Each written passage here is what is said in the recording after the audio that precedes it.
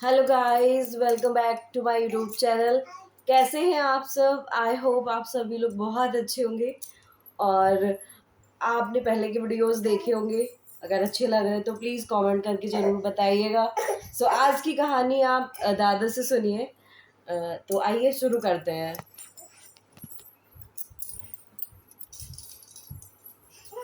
प्रिय श्रोतागण एवं दर्शक बंधु तथा बच्चों, सभी को हमारा यथोचित अभिवादन। कल आपने हमारे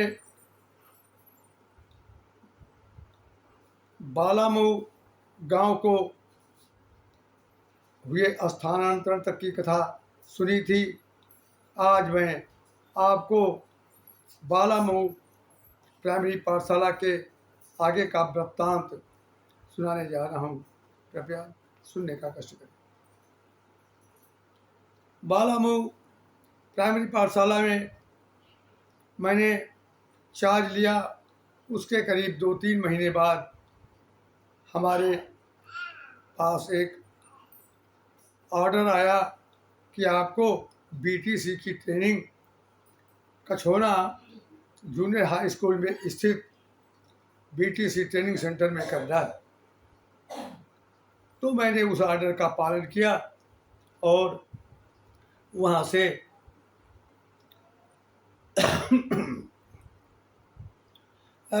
कछोना बीटीसी सेंटर को ज्वाइन करने के लिए इंतजाम शुरू कर दिया। निर्धारित तिथि पर मैं बीटीसी ट्रेनिंग सेंटर कछोना पहुंचा तो वहाँ ये ट्रेनिंग जो थी बीटीसी की वो आवासीय थी। वहाँ के प्रधानाध्यापक जी मिश्रा जी थे, जो बड़े ही अच्छे व्यक्ति थे। उनका बच्चों के साथ में जो था पठन पाठन बहुत अच्छी तरीके से होता था। ट्रेनिंग सेंटर पर ट्रेनिंग केवल 12 महीने की होना थी। मैंने सोचा कि अब तो हमारा त्याग तपस्या का समय हमको नहीं मिल पाएगा, क्योंकि आवासीय होने के कारण ट्रेनिंग करने वाले व्यक्ति को वहीं टिकना पड़ता था, टिकना होता था। तो वहाँ पर हमको टिकना होना था। बहुत सोचा समझा कि ट्रेनिंग की जाए या तपश्चर्या की जाए। मैं सीधे प्रधानाध्यापक मिश्रा जी के पास गया और उनसे अपनी सारी बात बताई कि अगर मैं ट्रेनिंग सेंटर पर रहता हूँ तो मेरी साधना बाधित होगी और मैं ट्रेनिंग नहीं कर पाऊँगा। मिश्रा जी ने पूरे वृत्तांत को सुनने के बाद कहा, भाई हम तुमको जो है परमिशन देंगे और तुम घर को रहना और घर से ही आना जाना, लेकिन समय से आ जाना और तुम्हारी हम तपस्या में बाधक नहीं बनेंगे।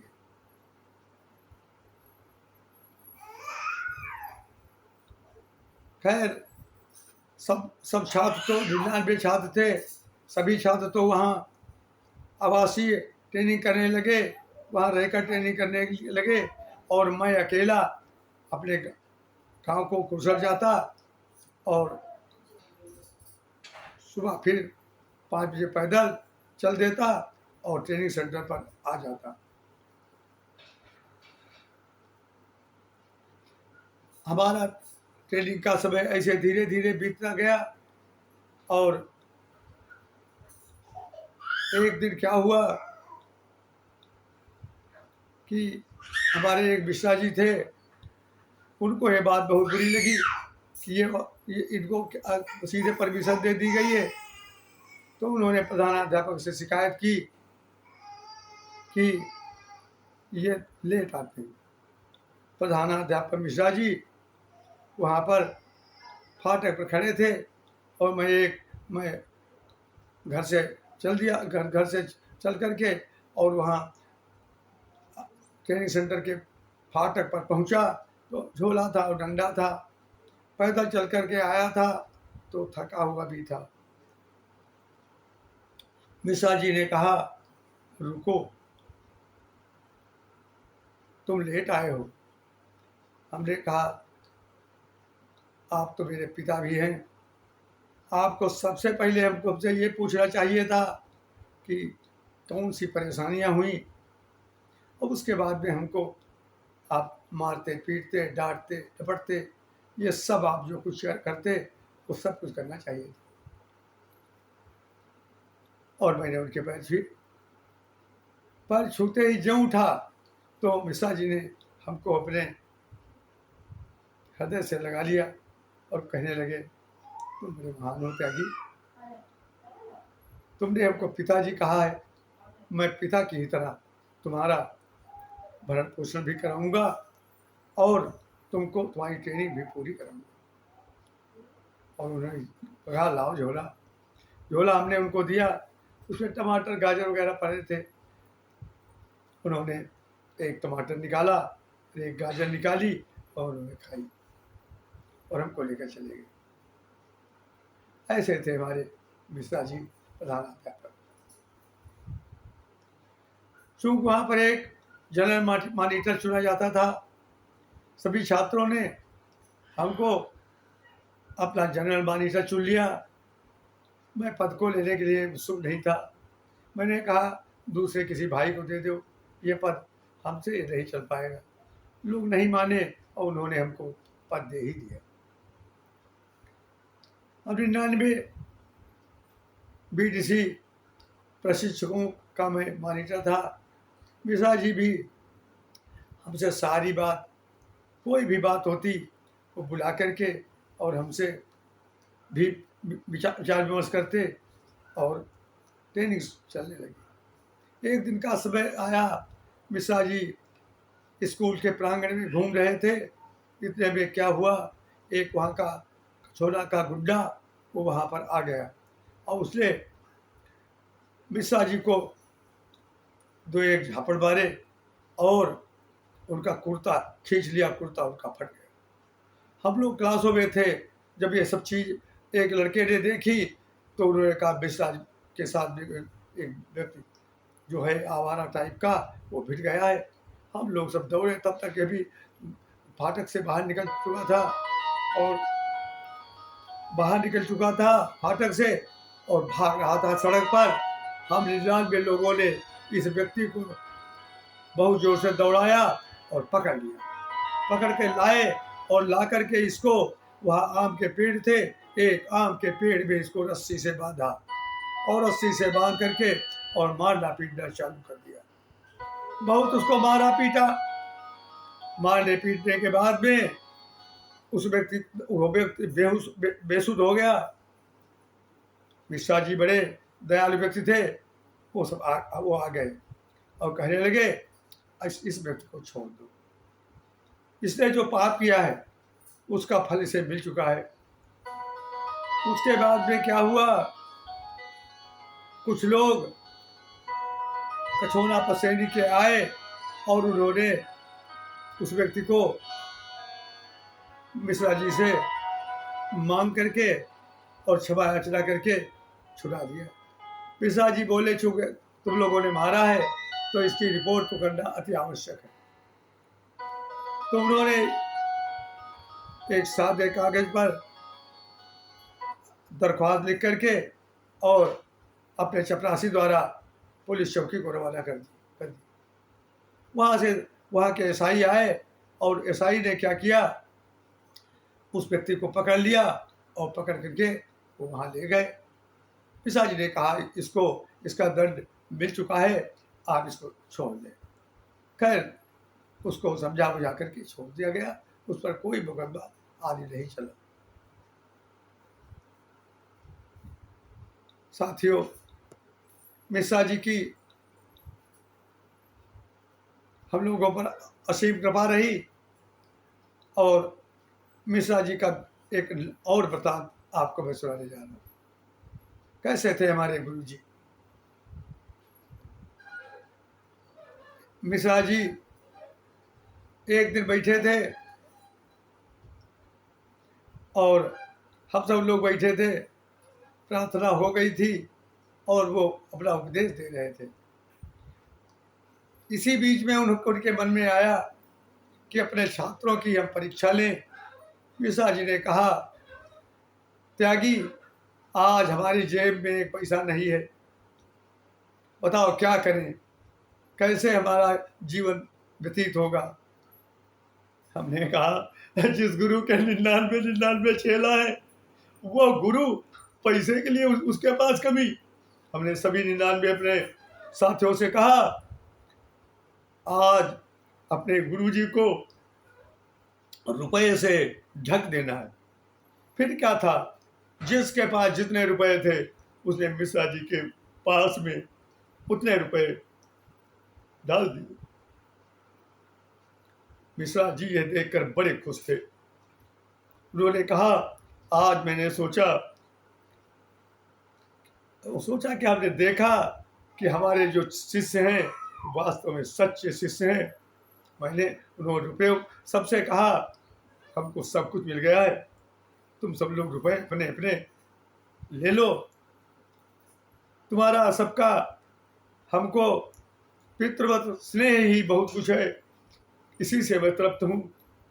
ये मिश्रा जी की पहचान थी। सब लोग अपने अपने रुपए ले गए, जिसने जो कुछ वहाँ थे, बहुत सारे रुपए वहाँ पर थे। एक वृतांत और आपको मैं मिश्रा जी का बता रहा हूँ। क्या हुआ, मिश्रा जी शिक्षण कक्ष में हम लोगों को हिंदी का पाठ पढ़ा रहे थे, सूरदास के पद पढ़ा रहे थे, और शिक्षण कक्ष में स्टेशन की ओर में छेद थे, तो कई छेद थे, तो वहाँ पर वो गाड़ियाँ, वो जंक्शन था, माला वो जंक्शन अब भी है, तो वहाँ पर गाड़ियाँ खड़ी होती थी और हम सब लोग उसी 3 वाली गाड़ी से, 3.5 वाली गाड़ी से घर को आते थे। शनिवार का दिन था, सभी को घर की जाने की इच्छा थी। मिश्रा जी पढ़ा रहे थे। एक छात्र जो हमारे पास बैठा था उसने कान में कहा कि त्यागी जी, गाड़ी चली जाएगी और फिर पैदल चलना पड़ेगा। हमने खड़े होकर मिश्रा जी से कहा, मिश्रा जी,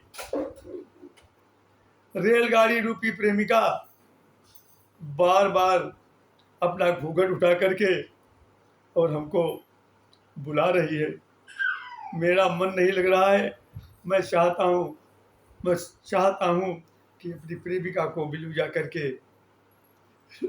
मिश्रा जी हमारी इस बात को सुनकर अति प्रसन्न हुए और बोले, अरे कहाँ, तुम्हारी तो त्यागी एक प्रेमिका थी, उसने तो आत्महत्या कर ली थी, ये तुमने बताया था, ये दूसरी प्रेमिका कहाँ से आ गई? हमने कहा, आइए हमारे पास गुरुजी, आइए। हमने कहा, देखिए ये छेदों से वो प्रेमिका दिखाई पड़ रही है। तो उन्होंने देखा रेलगाड़ी के डिब्बे थे और इंजन उसमें जुड़ रहा था, तो वही जोर की आवाज कर रहा था। कहले, अच्छा यही है प्रेमिका, आप लोग घरों को जाना चाहते हो और आप सबका मन नहीं हमारे शिक्षा में लग रहा है। मैं तुमको सबसे कहता हूँ, सबसे कि तुम जाओ, अपने घर को जाओ, अगले दिन इस पाठ को मैं पूरा कर लूँ। सभी लोग गुरु जी को प्रणाम करके, मिश्रा जी को प्रणाम करके, और हम सब लोग अपने घरों को चले गए गाड़ी से। ऐसे थे दयाल हमारे मिश्रा जी। एक दिन उनके मन में आया कि अपने छात्रों के साथ नैमिष और मिश्रिक तीर्थ की यात्रा करें। उन्होंने सबको इकट्ठा किया और अपने मन की बात बताई। वो तो सब लड़के उनको पितृव्रत मानते ही थे। उनकी आज्ञा को ठुकराना किसी को आता ही नहीं था। सब लोग कहने लगे, मिश्रा जी, गुरु जी, आप तय करिए दिन और समय, हम आपके साथ चलेंगे। वहां से सीतापुर को गाड़ी आ जाती थी। सुबह ही सबसे कह दिया गया कि भाई गाड़ी के लिए चल दो, अपना अपना थोड़ा बहुत सामान लेकर।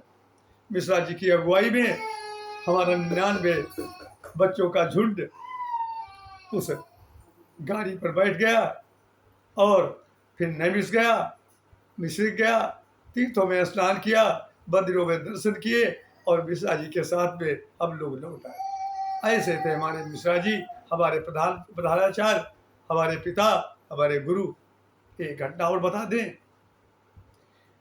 एक बार क्या हुआ कि हम लोग बीसी गाड़ी से आने को थे। मिश्रा जी को पता चला कि आज तो बैज लगी है। पता चल गया। उन्होंने जाकर चपरासियों को जगाया और कहा कि वहां बैज लगी है, तुम लोग एक व्यक्ति जाओ कोसगंज हाल पहुंचो, दूसरा व्यक्ति जा करके और अटवा कुसर पहुंचे और तीसरा व्यक्ति साइकिल से तुरंत जाओ और पहुंचो जा करके माधवगढ़। 3 चपरासी उन्होंने भेजे और सब चपरासी साइकिल लेकर के दौड़े और वो सब पहुंच गए और खुद 2 शिक्षकों को लेकर के और प्लेटफार्म पर पहुंच गए। उनके पास जो कुछ धनराशि थी और शिक्षकों की जो धनराशि थी वो लेकर बैग में लेकर के और चले गए। मल्लावा में गाड़ी आने ही वाली थी। चपरासी वहां पर एक पहुंचा, उसने पुकारा, वहां देखा जो छात्र वहां से सवार होते थे गाड़ी पर, कह देखो मिश्रा जी भेजा है, सब लोग टिकट ले लो। गाड़ी को छात्रों ने रोक लिया और टिकट खरीदे, तब गाड़ी चल रही थी। उसके बाद में माधवगंज गाड़ी आई। माधवगंज में फिर वही बात, वहां भी एक चपरासी मौजूद था। उसने कहा कि भैया ले लो टिकट, बैल लगी है, तुम लोग पकड़े जाओ। जंक्शन पर बैल लगी, वहां भी सब टिकट खरीदे गए सब लोगों ने। फिर कुशल में भी आए और कुशल में भी सब टिकट खरीदे गए। इसी प्रकार से गौसगंज हाल पर भी टिकट खरीदे गए। अब वहाँ स्टेशन पर भारी बैठ लगी हुई थी। क्यों? छात्र लोग अधिकतर बिला टिकट जाया करते थे, तो शिकायत कर दी गई थी। हमारे मिश्रा जी वहाँ मौजूद ही थे। हम लोग उतरे, सब देखा क्या मिश्रा जी एक डंडा लिए हुए और बैग लिए हुए और वहां पर टहल रहे। सब लोगों को घेर लिया उस बैज ने। और क्या हुआ कि हम लोगों के से टिकट मांगे, तो हमारे तो गुरु जी ने पहले इंतजाम कर दिया था, कोई भी व्यक्ति नहीं पकड़ा गया। ये ऐसे थे महान हमारे मिश्रा जी, प्रधानाचार्य। उसके बाद में हम लोगों ने ट्रेनिंग की। ट्रेनिंग में हम सब लोग पास हुए, क्योंकि वो अच्छा पढ़ाते थे और हम लोग अच्छे डिवीजन से उत्तीर्ण होकर और उनकी कृपा से बीटीसी ट्रेन टीचर हो गए। मैं कथा को यहीं विराम देता हूँ, आगे कथा आगे सुनाऊंगा। गाइस, आपने आज की कहानी सुनी। अगर आपको ये कहानी पसंद आए तो प्लीज़ इसे लाइक कीजिए और मेरे चैनल को सब्सक्राइब कीजिए और कमेंट करके ज़रूर बताइए कि आपको दादा की कहानी कैसी लग रही है, अच्छी लग रही है या कैसी लग रही है। प्लीज़ आप ज़रूर कमेंट करके बताया कीजिए। इससे क्या होगा कि हमारा उत्साह बढ़ेगा और हम आपको और भी वीडियोज़ दादा की बना के दिखाएंगे और उनकी दिनचर्या भी दिखाएंगे। वो एक्सरसाइज कैसे करते हैं, वो दूध कैसे पीते हैं, वो सब हम आपको दिखाएंगे। उसके लिए आपको मेरे चैनल को सब्सक्राइब करना पड़ेगा, तभी आप मेरे वीडियोज़ रोज़ देख पाएंगे। सो गाइस, प्लीज़ मेरे चैनल को सब्सक्राइब कर लीजिए। Thank you.